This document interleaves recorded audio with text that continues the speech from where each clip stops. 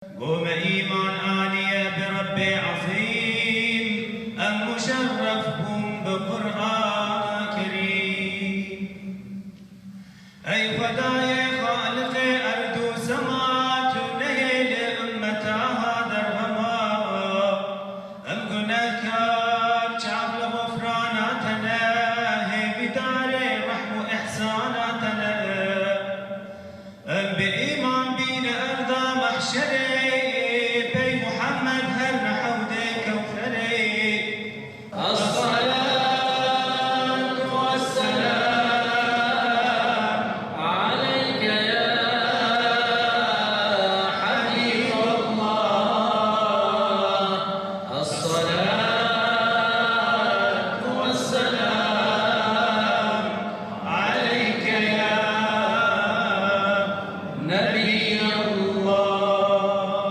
Ramazan ayının habercisi ve 15 gün Ramazan-ı Şerif'e kaldığını bizlere bildiren af ve mağfiret gecesi Berat Kandili'ne yaklaşmış bulunuyoruz.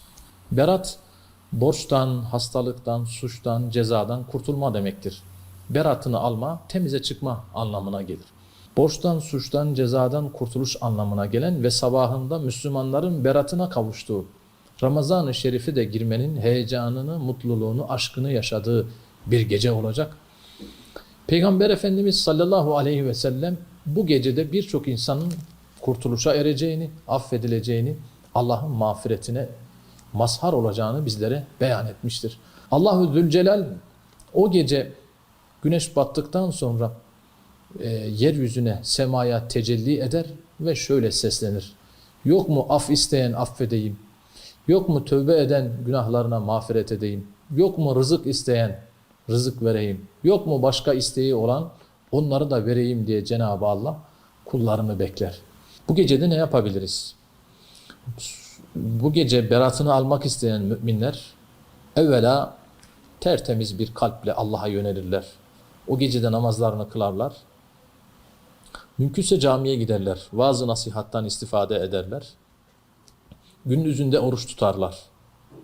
Geceyi de ihya etme yoluna giderler. Kur'an okuyup Kur'an'ı anlamaya çalışırlar. Bize düşen görev bu gecelerde tövbe istiğfar etmek, Allahu Zülcelal'e vatanımız, memleketimiz, İslam alemi için dua etmek, şu içerisinde bulunduğumuz koronavirüsten Müslümanların ve insanlığın kurtuluşu için Allah'a yalvarmak ve hepsinden önemlisi de gençliğimiz, Müslümanların evlatları, Müslümanların çocukları, çocuklarımız, yavrularımız için, Müslümanların gençliği için dua etmeli. Çünkü gençlerimiz üzerinde oynanan büyük oyunlar var. Onların geleneksel ahlakımızdan, İslam ahlakından, Peygamber Efendimiz sallallahu aleyhi ve sellemin bize verdiği İslam terbiyesinden çocuklarımızı uzaklaştırarak ahlaksızlığı çağdaşlık ve modernlik olarak gösteren büyük küresel güçlerin oyununa gelmemek ve evladımıza sahip çıkmak için yavrularımıza Berat gecesini, Şaban ayını, Ramazan ayının güzelliklerini, hayatı imanla güzel olacağını, ölümün, hayatın ve dirilişin, bu hayatın hesabının verileceğini, bu duygu ve düşünceleri evlatlarımıza, çocuklarımıza aktarmak olacak. Bu münasebetle başta Mardinli hemşehrilerimiz olmak üzere ülkemizin ve bütün Müslümanların Berat kandillerini tebrik ediyorum.